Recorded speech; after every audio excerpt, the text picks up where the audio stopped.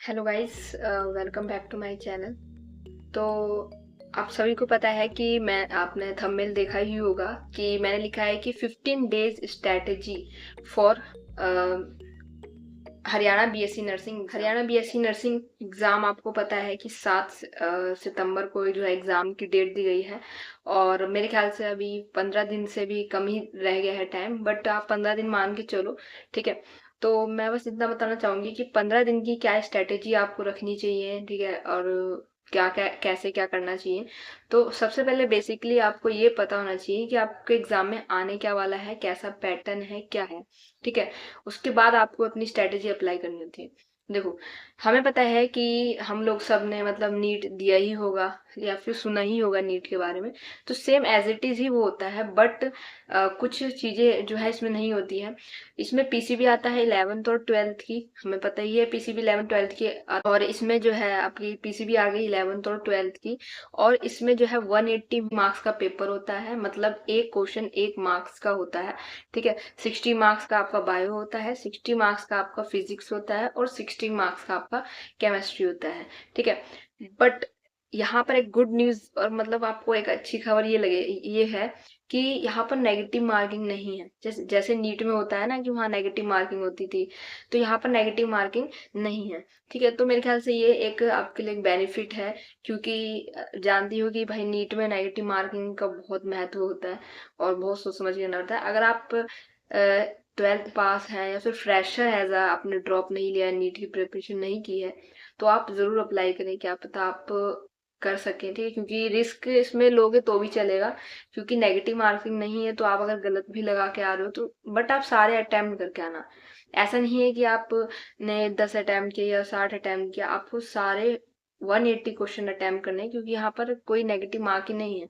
एक क्वेश्चन का 1 मार्क्स है और गलत वाले का नंबर कटेगा सिर्फ, बाकी नेगेटिव मार्किंग उसमें नहीं है, ठीक है। उसके बाद हम स्ट्रैटेजी पे आते हैं। अब जब मेन काम है उसके बारे में बात करते हैं। तो स्ट्रैटेजी आपकी ये रहनी चाहिए कि आपको बेसिकली एनसीईआरटी पे फोकस रखना पड़ेगा, ठीक है। आपके पास 15 डेज है, अभी आप मान के चलोगे तो आपको जो है ज्यादा प्रायोरिटी सबसे ज्यादा एनसीईआरटी में बायोलॉजी को देनी है, ठीक है। आपको बायोलॉजी की एनसीईआरटी की हर एक चैप्टर की एनसीईआरटी अच्छे से आनी चाहिए और हर एक डायग्राम को अच्छे से देखना होगा आपको, ठीक है।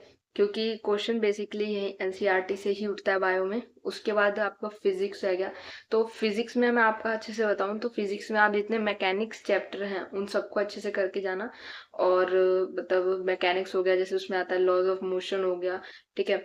और आपकी काइनेमेटिक्स हो गई, तो इन सबको अच्छे से करके आना, क्योंकि काइनेमेटिक्स एक बेसिक चैप्टर है। अगर आपको बेस क्लियर होगा तो आप, और पेपर का लेवल इतना टफ भी नहीं आता है, ठीक है।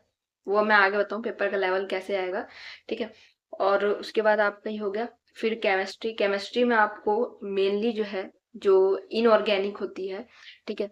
इनऑर्गेनिक और ऑर्गेनिक की एनसीईआरटी जरूर देखना। फिजिकल की एनसीईआरटी की मतलब इतनी खास नहीं है, बट उसके न्यूमेरिकल के लिए फॉर्मूला जरूर रिवाइज कर लेना, ठीक है। और मैं इतना ही कहना चाहूंगी कि 15 डेज में आपको जो है ज्यादातर जो है फिजिक्स और केमिस्ट्री के लिए, फिजिकल केमिस्ट्री बेसिकली आपको फॉर्मूले शीट आपने बनाई होगी या आपके पास होगी, तो उनको रिवाइज करिए बेसिकली, ठीक है। क्योंकि ये टाइम नहीं है कि आप पूरा कंसेप्ट लेके बैठो, पूरा मतलब डिटेल चैप्टर समझो, तो ये टाइम नहीं है, ठीक है। आपको बेसिकली जो है पूरा कंसेप्ट नहीं कर पाओगे इस टाइम, तो आप फॉर्मूला रिवाइज करो और अच्छे से कर लो।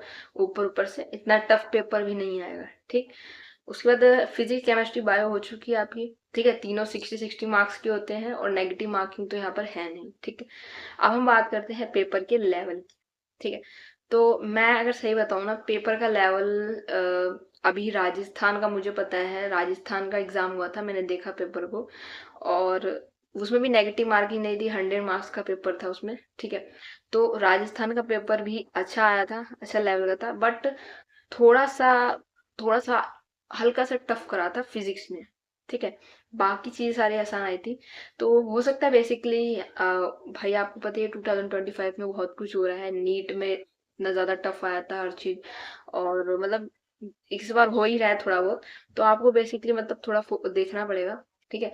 लेकिन आप जरूर फिजिक्स के न्यूमेरिकल्स प्रैक्टिस डेली करें, ठीक है। फिजिक्स के, केमिस्ट्री के, बायो के, आप हो सके तो 50-50 क्वेश्चंस लगाइए तीनों के, क्योंकि लास्ट स्ट्रेटेजी इज बेस्ट। ठीक है। और आपने सुना ही होगा कि प्रैक्टिस मेक्स परफेक्ट। अगर आप प्रैक्टिस करोगे, जितना क्वेश्चन लगाओगे, आपको मतलब वहां जाने का उतना सोचने का टाइम नहीं लगेगा। ठीक है। आप यहाँ से करके जा रहे हो, आपको पता है कंसेप्ट कैसे लगाना है, तो आप कर लोगे। ठीक है। तो मैं बस इतना ही कहना चाहूंगी। और अपनी 15 डेज की स्ट्रेटेजी यही होनी चाहिए कि आपको हर रोज आपको उठ के जो है अपना कम से कम एक चैप्टर नहीं उठाना आपको। अब एक चैप्टर का ये टाइम ही नहीं है। एक चैप्टर नहीं, कम से कम आपको बायोलॉजी के 5 चैप्टर हो गए। ठीक है। एक और केमिस्ट्री के कम से कम 3 हो गए। ठीक है। ऑर्गेनिक का एक फिजिकल हो गया, एक ऑर्गेनिक हो गया। तो तीनों के उठाने हैं, फिर फिजिकल, ऐसी फिजिक्स में करना है। ठीक है। तो ज्यादा चैप्टर लेके चलना पड़ेगा। और जो लास्ट डे होगा, मान लिया आपका 5 आपका एग्जाम है 7 सितंबर को, तो आपको 5 सितंबर तक पूरा कंप्लीट कर लेना है। ठीक है।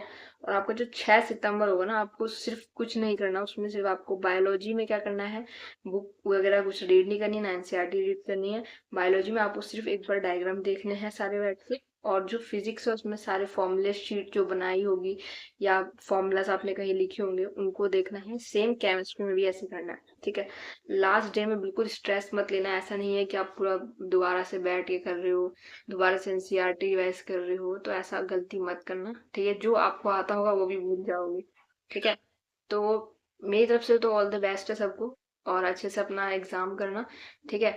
और बिल्कुल भी स्ट्रेस मत लेना, पैनिक नहीं होना है, क्योंकि भाई देखो, पैनिक होने से कुछ नहीं मिलेगा। अपना बेस्ट